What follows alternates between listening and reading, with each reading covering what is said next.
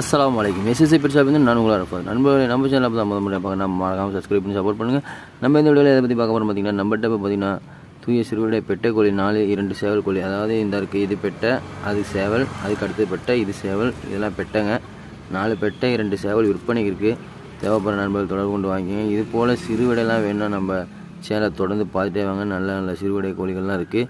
அதே மாதிரி சிறுவிடையை பொறுத்த வரைக்கும் பார்த்தீங்கன்னா 2-3 டைப் இருக்குது. அதில் நம்மள்கிட்ட இருக்கிற டைப்லாம் பார்த்தீங்கன்னா கொண்ட கோழி, தாடி வச்ச கோழி, அதே மாதிரி பார்த்திங்கன்னா அந்த அடுக்குப்பூ சொல்லுவாங்க, அந்த மாதிரி சேவல்கள் அது மாதிரிலாம் இருக்குது நம்மள்கிட்ட ப்ரீடு.